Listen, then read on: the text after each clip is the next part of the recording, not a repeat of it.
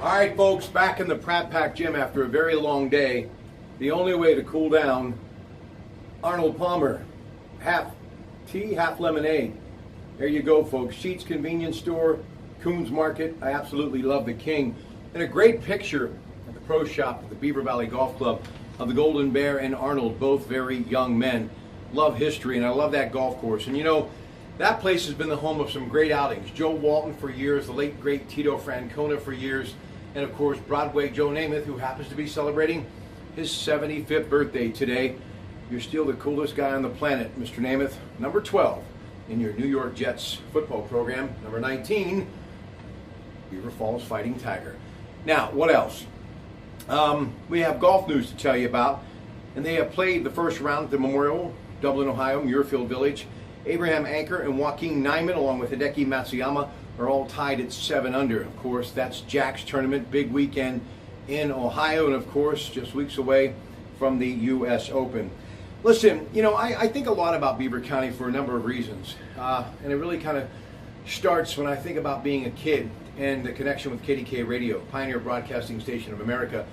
There wasn't a place that you could not go on a hot summer night like tonight and not hear the Pirates playing baseball as they are against St. Louis tonight. You can hear it at 93.7 The Fan. For many years as a kid growing up, it was a part of the backdrop of Western Pennsylvania. And I got a message today from my good friend, Tony Caffarelli, who wanted to talk about his friend, Nicky Petita, who lost his aunt, Isabella Aiello Setrich. Now, she was a teacher at Aliquippa, and she happened to be Nicky's mom's sister.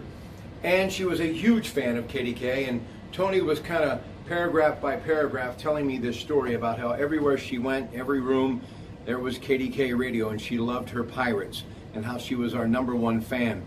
So I wanted to take time before I say goodnight to thank her for being such a fan of the great radio station that has been my home since the mid-'80s. We're talking, of course, Kdka Radio. And know this, we appreciate every single fan. And you know, one of the things they used to always do on Pirate Baseball that I've tried to keep a tradition going, take a little time to wish somebody a happy anniversary or birthday.